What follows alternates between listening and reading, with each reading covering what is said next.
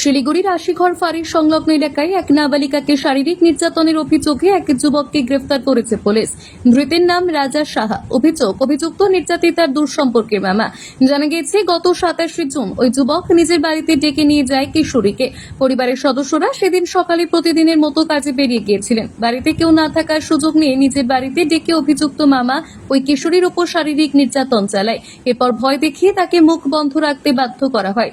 সন্ধ্যায় বাড়ি ফিরে কিশোরীর আচরণে পরিবর্তন লক্ষ্য করে তার পরিবার। পরে বিষয়টি জানাজানি হলে কয়েকদিন পর আশিঘর ফাঁড়িতে লিখিত অভিযোগ দায়ের করা হয়। তদন্তে নেমে বৃহস্পতিবার সন্ধ্যায় অভিযুক্তকে গ্রেফতার করে পুলিশ। ধৃত সেই যুবককে শুক্রবার জলপাইগুড়ি আদালতে পেশ করা হবে।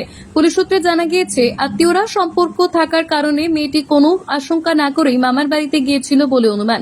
ঘটনাটিকে ঘিরে এলাকায় চাঞ্চল্য ছড়ায়। অভিযুক্তের বিরুদ্ধে পক্সো ধারায় মামলা রুজু হয়েছে। গোটা ঘটনার তদন্তে পুলিশ। তানিয়া সরকারের রিপোর্ট, পাহাড়িয়া টাইমস।